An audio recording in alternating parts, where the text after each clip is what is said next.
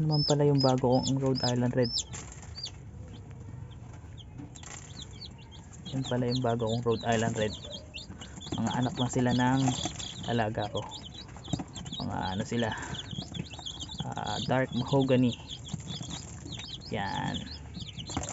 Bale, nung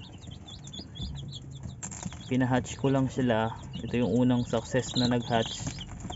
Medyo quality naman, malaki oh. Quality yung malalaki sila. Yan. 15 to, isa lang ang nabugok. Oh, yan oh, look.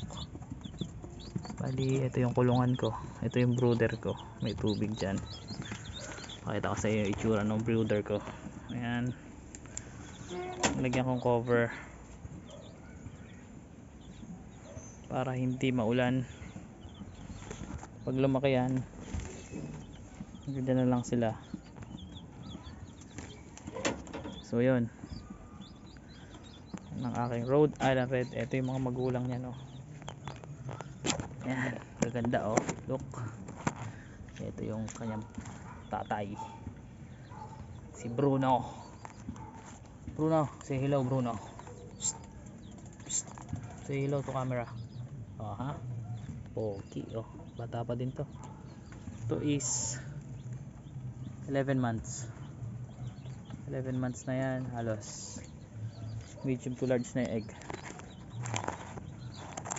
Okay, ayan siya, ito yung kulungan. Subukan natin magparami, save natin kung saan makakarating tong ginagawa natin, kaya ako nire-record. Okay, ito yung aking starting ng farm. Say hello ulit sa mga kiti. Quality yung mga kiti oh, sisigla nila. So nilagyan ko na sa pen muna sa ngayon para hindi masyadong malusot sila sa screen.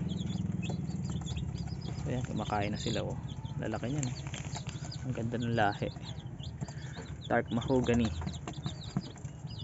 Mga ano na to, ito nakuha ilang days na to.